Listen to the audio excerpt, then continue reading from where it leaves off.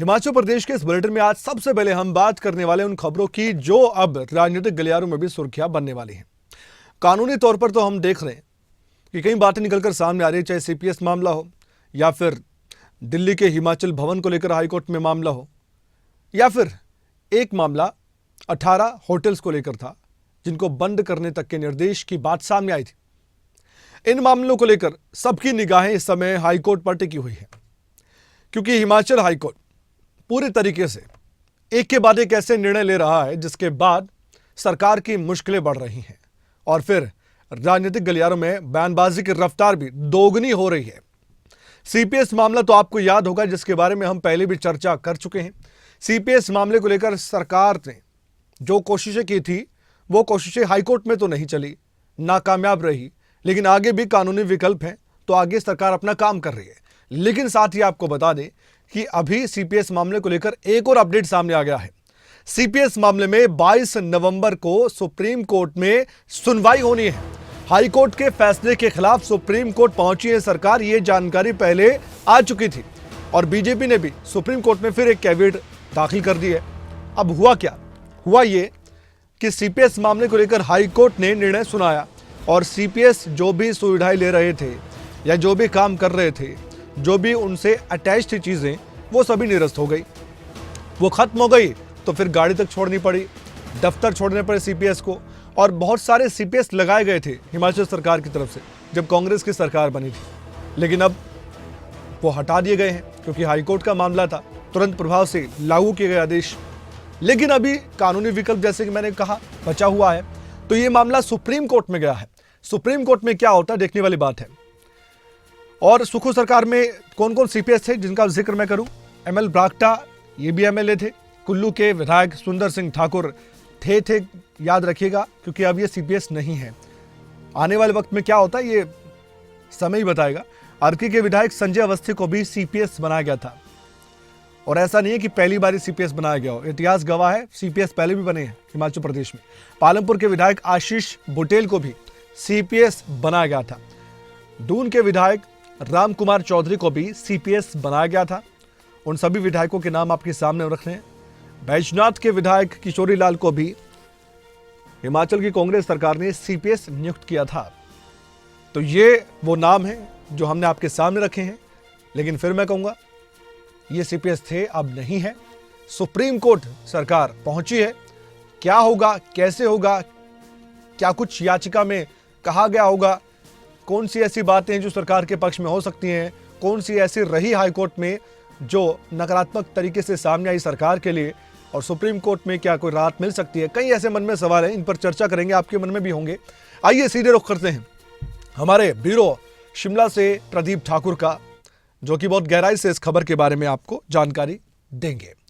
Pradeep, screen पर आप आ चुके हैं। दर्शकों से मैं सीधे आपको जोड़ रहा हूं। मेरा सवाल आपसे यह है कि सुप्रीम कोर्ट सरकार पहुंची है सीपीएस मामले को लेकर।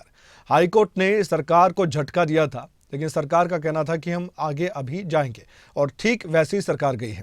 और बीजेपी ने भी कैविएट लगाई है। एक तो दर्शकों को यह बताइए कि बीजेपी ने कैविएट क्यों लगाई है, ये कैविएट है क्या, और सरकार ने किन बिंदुओं पर गौर करके याचिका सुप्रीम कोर्ट में लगाई है ताकि कुछ तो राहत मिल सके।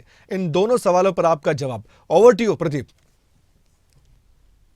बिल्कुल कमल, देखिए कुल मिलाकर ये 3 याचिकाएं थी सीपीएस से जुड़ी हुई, जिसमें सीपीएस की नियुक्ति को चुनौती दी गई थी, और तीनों याचिकाओं में फैसला हो चुका है और ये सरकार के खिलाफ गया है। और उसमें इन जो सीपीएस है 6 मुख्य सचिव नियुक्त थे, उनको हटाना पड़ा है और उनकी सुविधाएं भी वापस ले ली गई है, चाहे गाड़ी है, चाहे उनको सरकारी दफ्तर मिला था या फिर उनको मकान अलॉट किए गए हैं, तो वो सारे सुविधाएं जो है वो विड्रॉल कर ली गई है तुरंत प्रभाव से।